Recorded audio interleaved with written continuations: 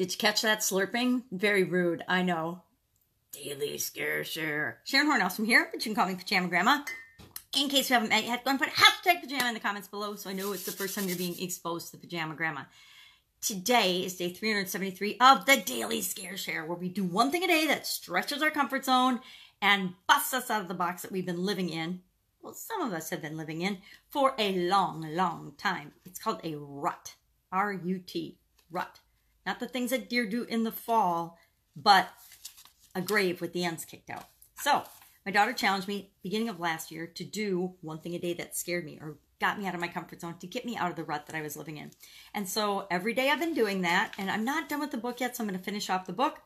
And today is day 373. 373 days in a row, I have done something to stretch my comfort zone, just to move me in the direction I want to go, the direction I want my life to go. And I would contend that I am a very different person than I was a year ago doing this because of this little black book.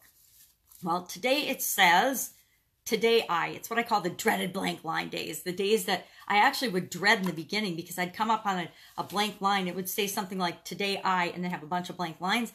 And I had to come up with, what am I going to do? What am I going to do to stretch my comfort zone? The book isn't telling me what I should do to stretch my comfort zone. It's not giving me a saying or something to think about or something to trigger my thoughts or my feelings around a topic I may or may not be comfortable with. So what am I going to do? Well, I reached for cards and books and things that I've learned in the past or things that I was thinking about, and I've turned those into the thing that I focus on for the day in terms of stretching my comfort zone and moving toward what I want and just being more me, because the most comfortable thing we can do is be ourselves, but it's also the most difficult thing in this crazy, mixed up, judgmental world is to be ourselves. So whenever we see something that says today it's challenging us to take action toward what it is that we want, not what anybody else in the world wants for us, but what it is that we personally want. So today I wrote down that I am going to interview women for the Women's Summit. I've got a couple interviews scheduled for that. I am going to make an offer. I'm thinking that I will link, somebody challenged me over a month ago now, and I haven't done anything with it, to get 5,000 visitors to a website that I created as part of a 30-day challenge for free. No money spent, no advertising, nothing. I have to get people there for free. And I've been busy working on the Women's Summit, and I can make a whole bunch of other excuses. I just haven't done squat on it yet. So I'm going to figure out a way to make an offer or make a challenge out of that. And then I think I'm going to start documenting the process of how I get to 5,000. I think I'm only at like 117 or something, because I haven't looked at it for 3 weeks with the holidays and everything. I didn't touch it. And the new year, I've been busy on other things. Plus, I'm moving. So I always have a lot of excuses, but I need to get on that. I'm also going to share my podcast and my YouTube channel because I never share them with anyone. So I need to start doing some calls to action. I need to reevaluate my ocean, my red ocean or my blue ocean, because I need to be on track for that. And I also need to, or want to today, start to fix my LinkedIn profile. LinkedIn seems to be my platform, not Facebook Live, sorry, Facebook Live, or my podcast, where I seem to be finding the most people that can relate to me are on LinkedIn. Good because I'm old and I've had a lot of businesses. Not sure, but that's my place. So I looked at my profile yesterday and I was appalled. It is so horrifyingly bad that, because I just created it as a hodgepodge. I've never done anything like that intentionally online. So my social media is like a train wreck. Every platform's different. Every platform's one of my different interests over the decades of my life. And they're just kind of a mess. And I know, I've known for 2 years that I need to clean them up and streamline them and be on purpose and intentional. So that is something that I need to start addressing today and be less scary about.